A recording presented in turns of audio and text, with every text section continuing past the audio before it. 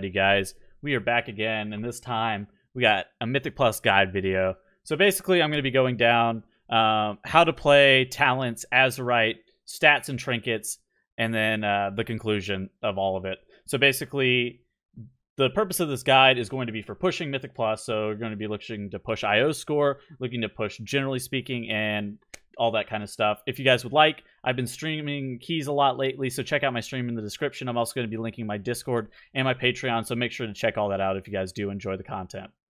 And with that said, let's jump into it.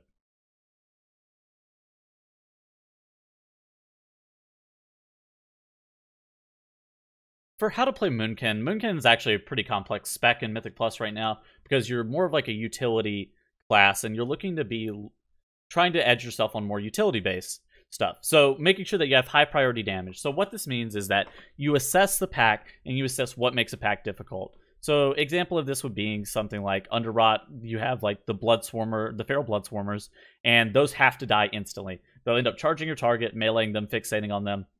So those are super high priority. So you should be looking to DPS down all of those, as opposed to like Starfalling the Reaping that you might pull into the Feral Blood Swarmer pack. So you should be looking to Star Surge that.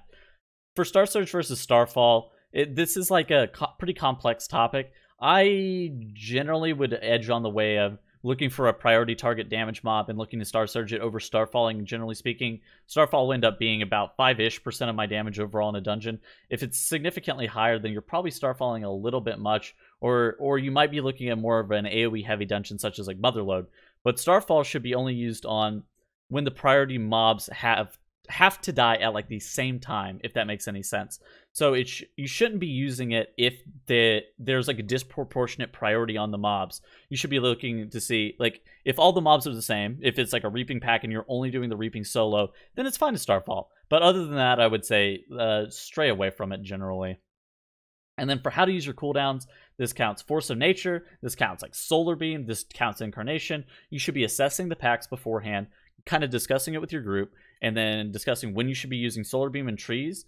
Generally, the tanks will have specific timings where they have a lapse in their active mitigation, so tracking that kind of stuff could actually be super good in order to be able to allow your tank to have a little bit easier of a time utilizing the Trents defensively. Solar Beam, that just kind of comes down to knowing what mobs can and can't be silenced, knowing what kicks are important.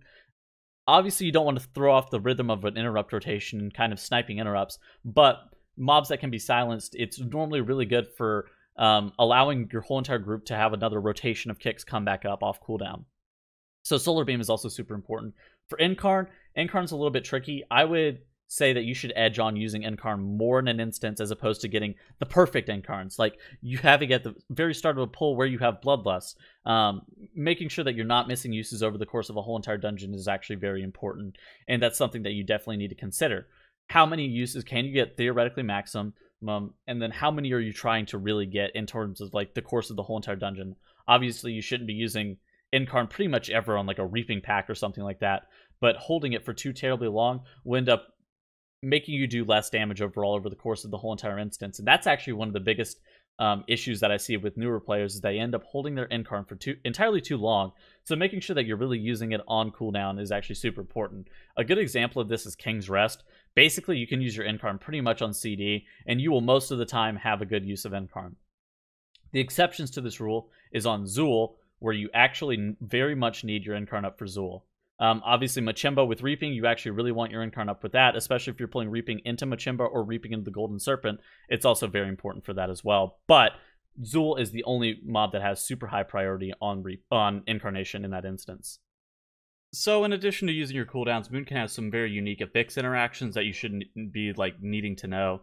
So for Necrotic, Force of Nature, the trees will reset your tank stacks of Necrotic, which is actually super important for your tanks as a whole, as it does give them a pretty much free reset whenever they need to otherwise kite on Necrotic weeks. Soothing for Raging, the Enrage affix after the mobs drop below 30% health, they do get an Enrage effect, and you can actually soothe that off using the ability Soothe that Druids have, or Trank Shot from Hunter. Then we also have Typhoon for Sanguine. After the mobs die, they drop a Sanguine Puddle on the ground, trying to move the mobs out of the Sanguine Puddle, either using the Engineering Belt knock or Typhoon or any other knockback is actually super important. So Moonkin should be looking to use Typhoon during Sanguine weeks. And then Restoration Affinity for Grievous. During Grievous weeks, in any week in general, you should be looking to play Restoration Affinity. However, during Grievous weeks, you might want to be pressing your Swiftmend a little bit more often in order to be able to top your group out of 4 stacks of Grievous, as it will allow you to quickly help your healer catch back up if they are, in fact, playing from behind. And then the last thing for how to play, we have pooling Astral Power. One of the most important concepts, not spending all of your Astral Power to 0 at the end of every single pack unless you are going to be running for extended periods of time and would otherwise reset to 0. So basically, you're going to be looking to like sit about between 40 and 80 Astral Power towards the end of the fight, not trying to proc your Pulsar at the very end, just making sure that you do have ample Astral Power in order for you to be able to adequately go into the next pack.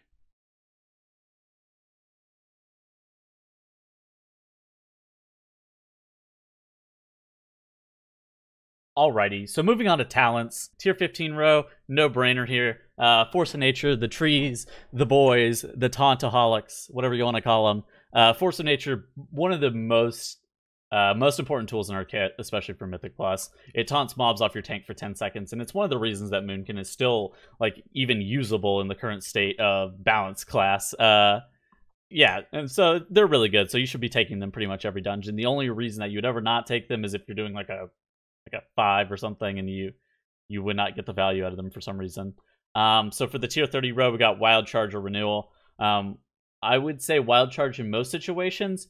Renewal is really good on Grievous weeks if you can get away with not needing the mobility from Wild Charge. Renewal is also impeccably good in King's Rest, just because, like, King's Rest and Toll to Gore. And the reason for those 2 dungeons is because you don't normally need a lot of mobility in those 2 dungeons, plus the heal is actually significantly better than the mobility you would otherwise gain. You're able to get off like the Drain Fluids, the Spit Gold, the Explosive Blast from the last boss of Toll to Gore, the Upheaval or the Sandstorm from the first boss, the Sand Queen in Toll to Gore. All of those very good for Renewal, but Wild Charge is a great staple. And if you don't feel comfortable playing Renewal, you still have Swiftmend, so pretty good kit.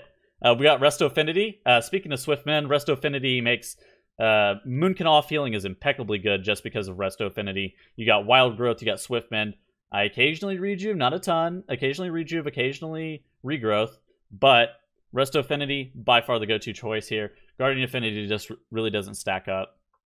We got Typhoon or Mass Entangling, kind of depending on the dungeon. King's Rest or Toll to Gore are both of the 2 dungeons that I would recommend fielding the option for Mass Entangling. You don't need it often. It kind of depends on your comp. Reasons for taking it in King's Rest is for the Golden Serpent alone. Only the Golden Serpent has a real need for Mass Entangling because you are able to root the liquid gold ads. And then Toll to Gore, you can kind of you can set up roots with the mobs on the cannon, allowing the cannoneer to have a little bit of an easier time shooting the shot. Obviously not necessary. You can still take Typhoon and Toll to Gore. And Toll to Gore and Typhoon is still very good. The same with King's Rest. So you kind of need to field the options, talk to your group, see what kind of comp you have, and kind of decide there. You can't go wrong with Typhoon, though. Incarnation or Star-Lord. I've had this question a lot in my stream chat. I personally don't think that Star-Lord should ever be played in Mythic Plus. I think that you get too much value from Incarn just if you use it on cooldown and are trying to be a little bit more diligent with using it aggressively. Star-Lord is only really usable in Seth Rallis or King's Rest, where it would be comparable damage-wise, but I think that you get too much value of Incarnation in both of those 2 dungeons. And then we got Twin Moons. Nothing on this row is really good, so Twin Moons is like a no-brainer here. Stellar Drift, pretty bad overall. You're not starfalling a ton.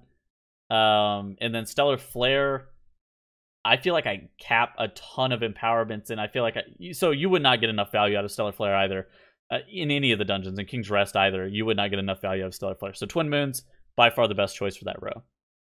Fury of Elune or Shooting Stars. I see this question the second most behind Star-Lord. Fury of Elune or Shooting Stars. Basically, I play Fury of Elune for every single dungeon. Reaping is too good for Fury of Elune for you to be passing up on, especially since you don't have any burst damage as is. Shooting Stars also gets significant diminishing returns on targets that you additionally add to a pack, which basically means that you're getting reduced amount of astral power per target once you start adding more and more targets, which makes Shooting Stars significantly worse past 1 target. So beyond that, those are the talents that I generally run. Obviously, I'll be swapping it up. there's some merit for some differentiation. Obviously, taking Renewal on Grievous weeks, or if you're a little bit more comfortable with the dungeon, that's a good swap up if you feel like you're super comfortable with stuff like that. All right, and that would be the talent section.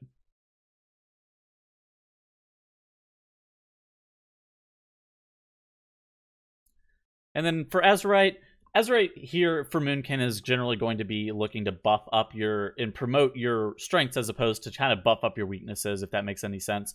So you should be looking to run triple Streaking Stars and 1 Arcanic Pulsar, so very similar to what you should be looking to run in Raid. The reason for this being is that it does a lot of single target damage during your Incarnation windows, during your Burst Pulsar windows, and stuff like that. Defensively, you should be looking for Resounding Protection and Ursoc's Endurance.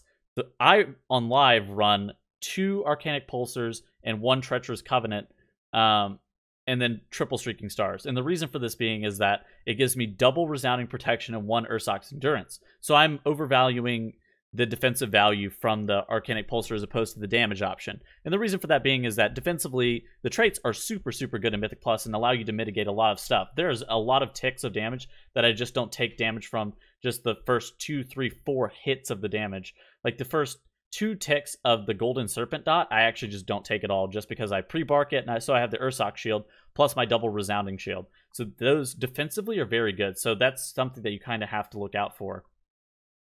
Other traits that are super good, Blightborn Infusion, Swirling Sands, 1 Power of the Moon trait can be really good. Lunar Shrapnel, I would say, kind of stick away from because you don't Starfall as much, but it can also be decent. Obviously, most of the stat traits are pretty good.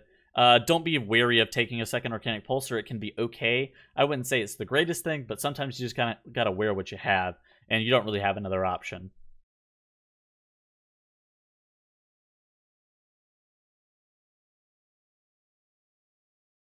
And then as for stats and trinkets, haste and mastery are pretty much equal. There's no like discernible difference between the 2 stats. Versatility is slightly better than critical strike due to the damage reduction that you gain from versatility. And then as for trinkets, you obviously see me running the unused PvP trinket. Most of the unused PvP trinkets except for Maledict or the health one are pretty good. Mage's Fuse also sick. Super good on use option. For passives, Incandescent Sliver, because normally you're not going to be stacked up with your group. Prestipaku or Contra the Dark Whispers are all good. Honestly, you just kind of take your highest item level stuff, and then you just kind of get whatever. As for Incandescent Sliver, I wouldn't worry about playing around it. I would worry about doing the mechanics of the instance and the mechanics of the boss or the dungeon or whatever else, and then just kind of letting the Incandescent Sliver have decent uptime regardless of that. So beyond that, hope the guide helps, guys. Hope it helps you improve your Raider IO score. Hopes it helps you improve playing Mooncan, whatever else. Make sure to like, subscribe, stay tuned. Check out my stuff down in the description. Check me out. I've been live streaming a lot lately, so that's been cool. So hope you guys have a great rest of your day. Later.